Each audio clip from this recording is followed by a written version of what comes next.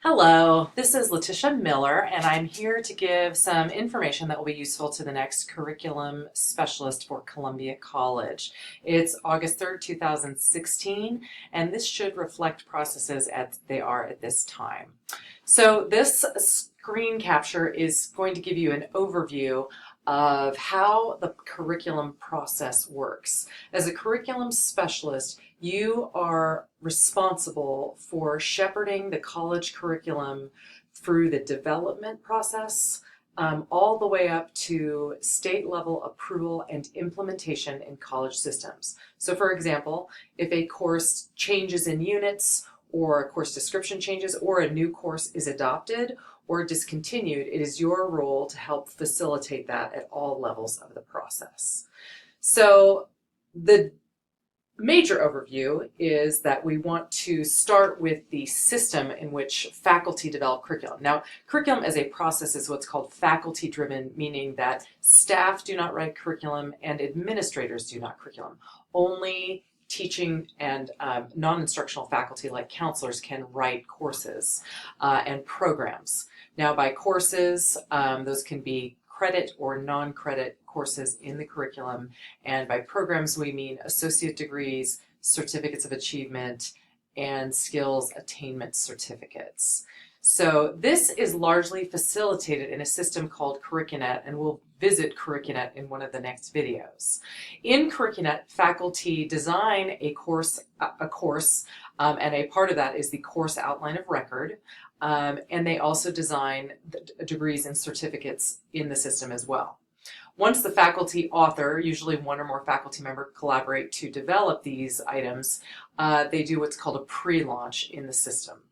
Now, depending on the type of action they're taking, whether creating a new course or discontinuing it, or whether they're modifying a degree or certificate or discontinuing it, the proposal within Curricunet goes through varied processes to get from development to the next level, which is the curriculum committee for approval. And each of those proposals are basically framed around what is necessary or what the impacts of the changes or the course adoption or discontinuance are. So once the faculty finish their work in there, where they do what's called the pre-launch, and they go through what's called the approval stream, which takes place after the pre-launch. I can preview those in Curricunet for you later.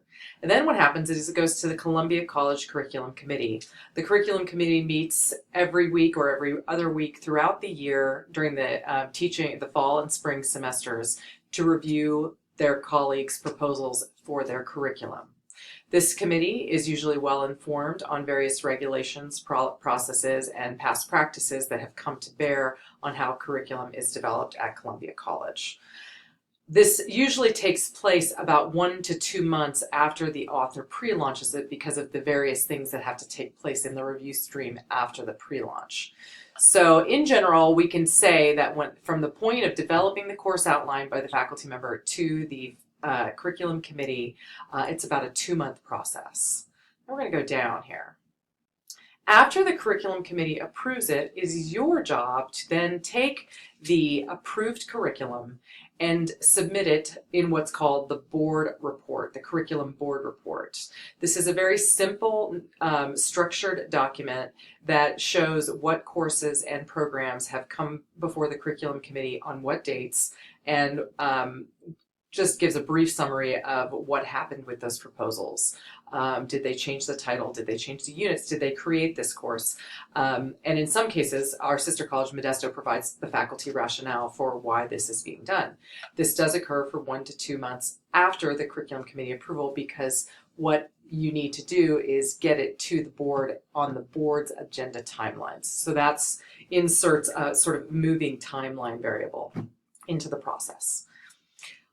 Only after the district board, governing board, approves the curriculum report are you then permitted to submit it to the next level, which is the California Community College's Chancellor's Office.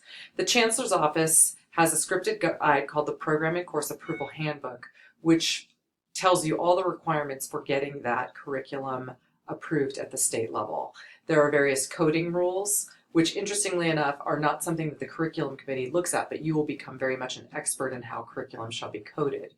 This process can occur 1 to 6 months from the date of district governing approval, board approval. Currently, we have some associate degrees for transfer that have been changed through the curriculum committee and the board of trustees.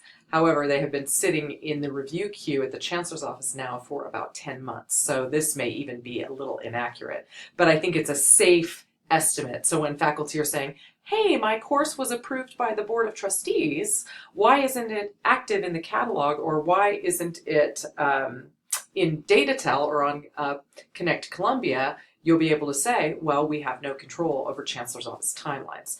This is very important because at Columbia, faculty are only beginning to learn about these levels of process that occur after the curriculum committee.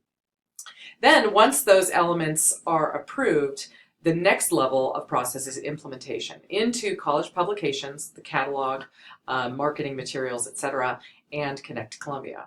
So you are going to be the steward to make sure that folks are not jumping the gun and saying, oh wow, we had it approved at the curriculum committee, let's get this put into DataTel, or let's put this in this marketing brochure, because one of the things that can happen and can adversely affect a student is that we go promoting curriculum that we actually don't have. So there are some improvements that can be made locally in terms of our systems and how we relay information that can help us ensure that we don't ill-advise students, but you are going to be the important steward of making sure that processes get followed and that curriculum is promoted accurately and with integrity.